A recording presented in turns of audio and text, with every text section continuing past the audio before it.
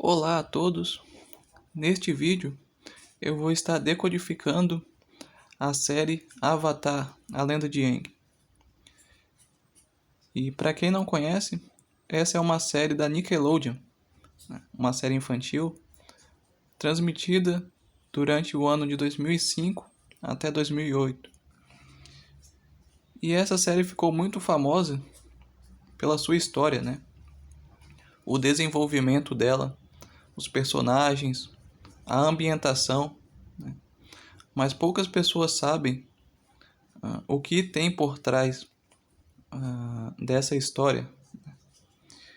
E hoje eu vou estar aqui explicando e mostrando a vocês como que a mídia, ou melhor dizendo, né, os meios de entretenimento sempre tentam colocar a Deus e a Jesus como vilão e sempre colocam Satanás, né, e os seus seguidores como os heróis da história, né, os mocinhos. E, bom, começando, logo no início da série, nós vemos que a série começa com um garoto de 12 anos, né, chamado Aang. E esse garoto esteve congelado ali por volta de 100 anos, até ser encontrado por duas crianças no Polo Sul da Terra. E, bom, aí já começa fazendo uma alegoria, vamos colocar assim, uma referência, né? Faz uma referência ao livro de Enoque, pois no livro de Enoque diz que os anjos caídos eles foram colocados na Antártida, foram aprisionados ali para serem soltos nos últimos dias, né?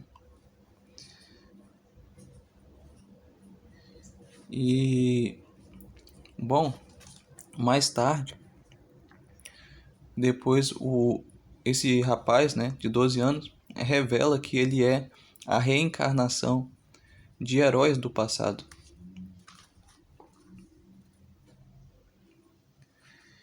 E que ele é o responsável por manter o equilíbrio do mundo, né? Assim como suas reencarnações anteriores, né? E na série isso é colocado como sendo o Avatar, né? Quem for pesquisar vai saber que a palavra Avatar significa como um corpo, ali um vaso, onde a alma é colocada, né, para interagir aqui nessa terra. Também é mais uma referência à reencarnação, né? A própria palavra, o nome, né, como esse ser é chamado, já faz essa referência.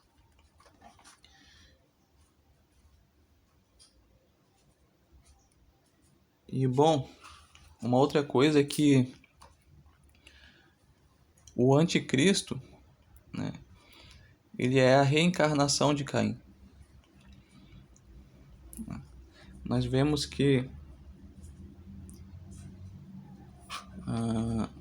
como está escrito lá no livro de Gênesis, capítulo 4, versículo 15, que Deus ele pôs uma maldição em Caim, né? Lá diz: qualquer que matar a Caim, 7 vezes será castigado. Ou seja, caso Caim morresse, ele iria reencarnar aqui nessa terra 7 vezes, né? Ele iria voltar aqui. E várias civilizações do passado, principalmente as primeiras que existiram, como a Suméria, elas relatam que os seus reis, imperadores, eles são uma reencarnação de algum deus ou de algum herói que já existiu anteriormente. Nós vemos isso principalmente na cultura suméria, babilônica, onde nós temos lá o personagem Nimrod, né? que é colocado como sendo uma reencarnação.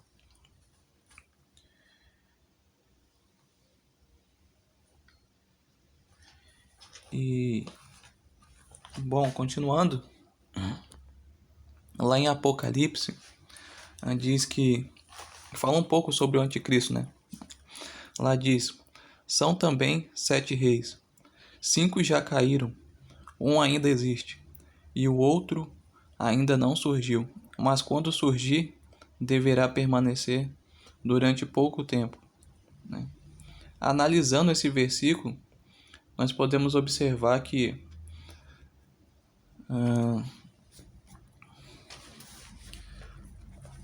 o anticristo ele vai ser uma espécie de super-herói que vai retornar aqui nessa terra, né?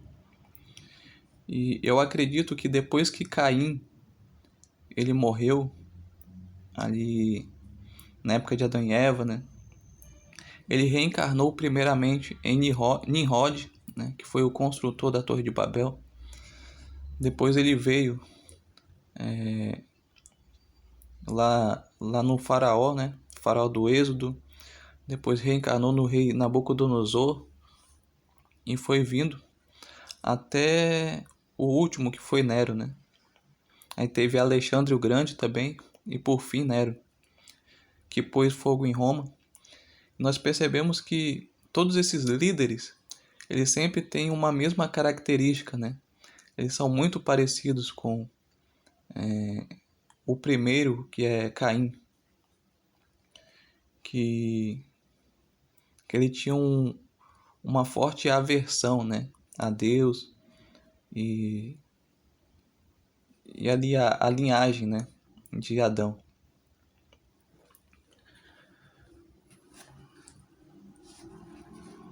Bom, um segundo personagem, nós já falamos do anticristo, agora vamos falar um pouco sobre Satanás, né?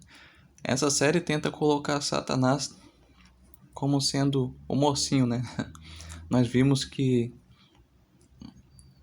o anticristo é colocado como herói e agora Satanás como mocinho. Então, o personagem chamado Príncipe Zuko,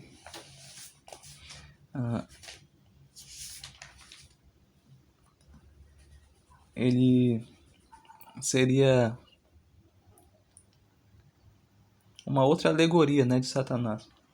E ele foi expulso, né, da Nação do Fogo, né, como é colocado na série. Da mesma forma que Satanás foi expulso, né, dos céus, né, por Deus, também o Príncipe Zuko ele é expulso, né, de lá pelo seu pai, como vemos nessa imagem aqui. E ele se rebela, né, contra o pai, assim como Satanás também se rebelou. E engraçado que o pai dele envia ele, manda ele para uma missão, né, vamos colocar, para tentar encontrar o Avatar. Então ele fica meio que exilado do seu lugar de origem e fica tendo que rondar a Terra em busca do Avatar. Isso é muito parecido com o que nós vemos na Escritura, né? O que ela fala sobre Satanás. Porque depois que Satanás ele foi expulso da Terra, ele foi condenado a ter que ficar, ou melhor dizendo, depois que Satanás foi expulso do céu, né? Ele foi condenado a ter que ficar vagando aqui na Terra. Até os últimos dias, quando ele será vencido por Deus, né?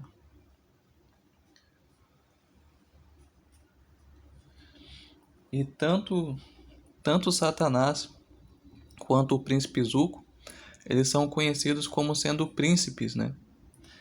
Para quem não sabe, Satanás ele era o anjo mais poderoso dos céus, né?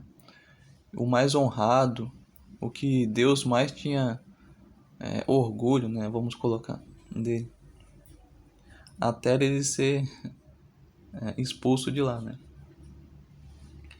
E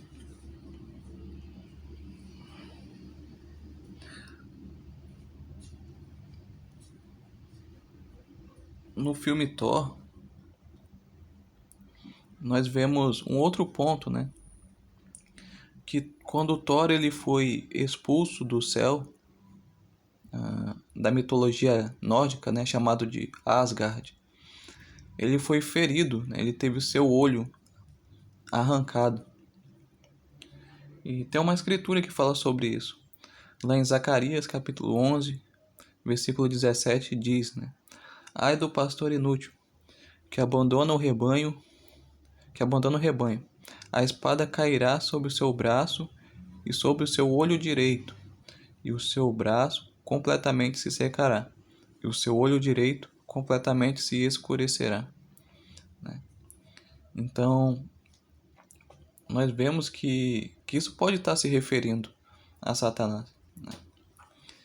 E tem uma outra imagem que deixa isso mais claro. Aqui. Que é sempre, né? Não só nos desenhos, mas também como nos filmes.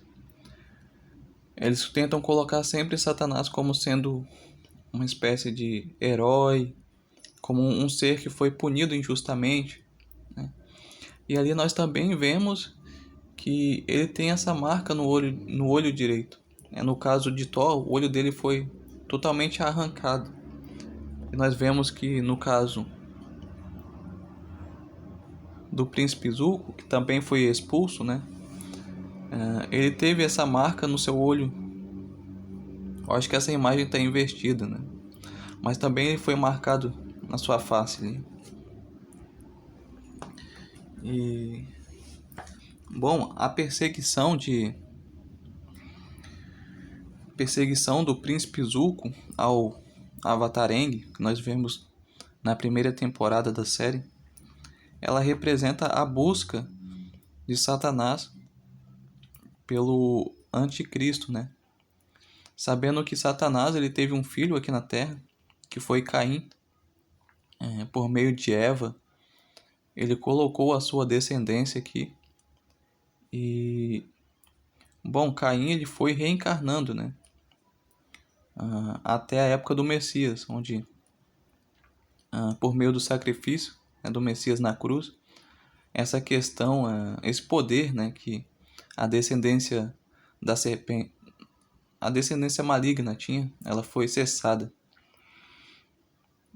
Mas ela retornará nos últimos dias, né? Como está escrito. E, bom, também existe mais um personagem, né? O terceiro personagem, que é a princesa Azula. Nós vemos que na série a princesa ela herda o reino depois que o príncipe Zuko, que no caso é o irmão dela, é expulso, né? Muito parecido com as escrituras, né? Onde nós vemos que Deus ele vai favorecer ao Messias, Jesus, que alguns chamam de Yahushua, né? Chamem como quiser, mas que Jesus ele é colocado no lugar de Satanás como o anjo mais poderoso, né? Depois que Satanás ele é expulso de lá. E na série nós vemos uma coisa curiosa, é que a princesa Azula, ela, vamos colocar, ela é a dominadora de fogo que mais tem domínio e poder sobre os raios, né? Ela também tem essa capacidade de dominar os raios. Na mitologia grega, nós vemos isso, que o deus Zeus, que é uma representação de Jesus, ele é o deus dos raios, né? Que tem ali como, vamos colocar, objetivo defender o Monte Olimpo, né, dos titãs. E é muito curioso como que as coisas se parecem, né? Nós vimos aqui já o filme Thor, onde aconteceu a mesma coisa. Eu estou mostrando o desenho Avatar. E na mitologia grega também acontece o mesmo. Né? Os mesmos personagens com os mesmos poderes, mesmas habilidades. E no filme Thor também nós também vemos essa questão dos raios, né? Que ele tem um certo poder. Ali, às vezes, Thor representa o Messias, às vezes representa a Satanás. Eles fazem uma espécie de inversão. E o ponto mais importante, eu acho, a alusão mais importante é a do final, né? A última batalha, o Armagedon, o confronto final, que é descrito em Apocalipse. Lá no livro de 2 Pedro, bem no final lá fala uma coisa interessante sobre os últimos dias. Lá é colocado que Deus ele irá destruir essa terra, né? Nós não iremos reinar aqui. Bom, vou ler aqui para que vocês compreendam melhor. 2 Pedro, capítulo 3, versículo 10. Mas o dia do Senhor virá como um ladrão de noite, no qual os céus passarão com grande estrondo, e os elementos ardendo se desfarão, e a terra e as obras que nela há se queimarão. Aguardando e apressai-vos a vinda do dia de Deus, em que os céus em fogo se desfarão e os elementos ardendo se fundirão. Então nós vemos nessa série animada que Deus é colocado como vilão, né? Porque quem vocês acham que vai destruir a terra por meio do fogo? Vai ser a Deus, como está escrito, como eu acabei de mostrar agora. Mas na série nós vemos que esse personagem, que é o rei, o imperador mais poderoso, né, da Terra, ele tenta destruir a Terra por meio do fogo também.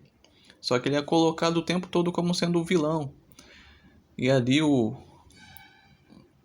Avatar Aang, que é uma representação do anticristo, e o príncipe Zuko, né, que é a representação de Satanás, eles se juntam e tentam juntos combater, né, ao Senhor do Fogo Ozai, né, que é o nome dele. Muito curioso, muito estranho, né? É realmente triste ver como que esse mundo é governado por Satanás. E como o tempo todo Deus é colocado como vilão,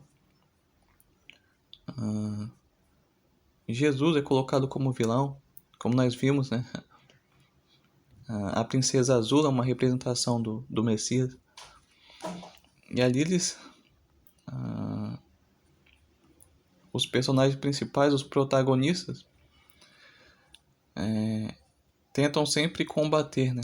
E no final é colocado que eles conseguem, né? Conseguem vencer essa guerra. Mas bom, vamos torcer que na vida real isso não aconteça. E até o próximo vídeo. É isso que eu gostaria de colocar. Tem umas outras coisas também, né, que não tem tanta relevância. Que é, por exemplo, a cidade principal do desenho, que é uma cidade fortificada, né, com altos muros, que é muito parecido com Jerusalém, né? Por que será?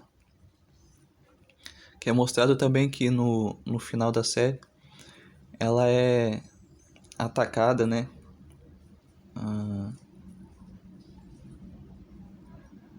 Pelo Avatar, né? Pelo grupo que está do lado do Avatar. Mas é isso. Até o próximo vídeo. Tchau, tchau.